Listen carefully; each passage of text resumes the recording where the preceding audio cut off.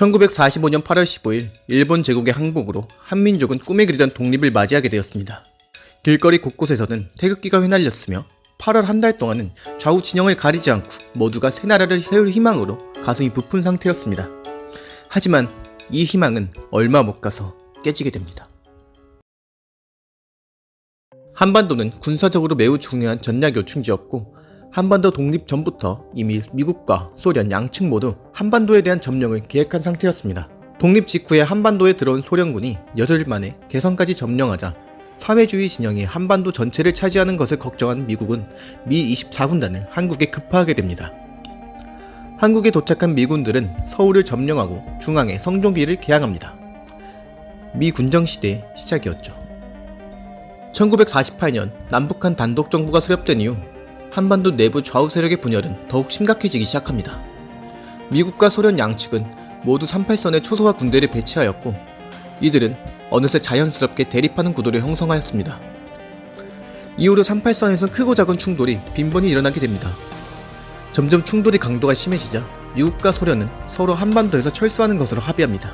그렇게 1948년 8월 15일 한반도 남쪽에는 자유민주주의를 표명하는 대한민국이, 한 달 후 1948년 9월 9일 한반도 북쪽에는 사회주의 체제를 표명하는 조선민주주의인민공화국이 들어섭니다.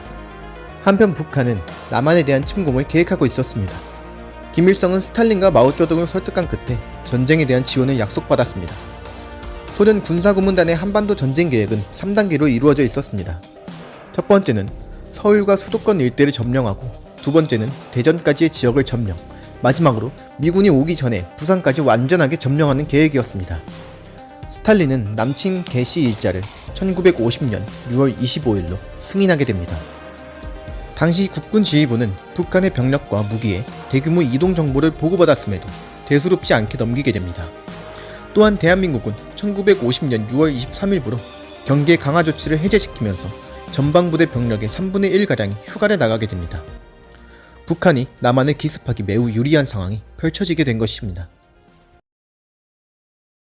1950년 6월 25일 새벽 4시경 북한은 38도선 전역에서 탱크를 앞세워 기습 공격을 감행합니다. 당시 미국은 남한이 북한을 먼저 침공하는 것을 방지하기 위해 탱크를 지급하지 않은 상황이었습니다. 이렇게 탱크가 한 대도 없는 국군이 북한군의 기갑사단을 막아내긴 어려웠습니다. 개전 초기 당시 남한의 영토였던 개성이 북한군으로부터 포격을 받자 국군은 개성에서 급히 철수하였지만 경찰 신분이었던 개성철도경찰대원 50명은 마지막까지 남아 북한군 육사단 15연대를 상대로 지연전을 펼쳤습니다.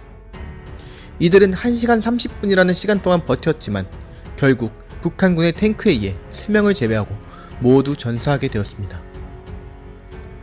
개성을 돌파한 북한군은 순식간에 파주, 동두천 일대를 점령하고 계속 남한을 향해 진격하였습니다.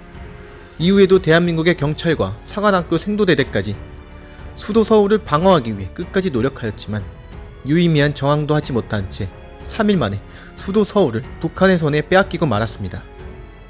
서울이 점령당하기 직전 대한민국 정부는 북한이 침공하였으며 국군이 승전하고 있으니 안심하라는 방송만 반복하더니 정작 정부 요인들은 한강의 다리들을 폭파하고 서울을 탈출하여 부산으로 대피해버립니다.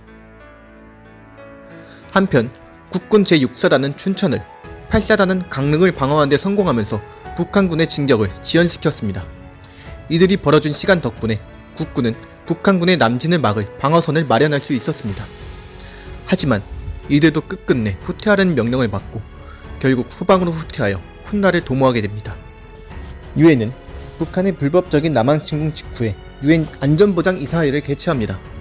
당시 유엔 안전보장이사회의 상임이사국은 미국, 영국, 중화민국, 프랑스, 소련으로 구성되어 있었으나 소련 대표가 출석하지 않아 한국에 대한 유엔군 군사지원이 만장일치로 확정되게 됩니다.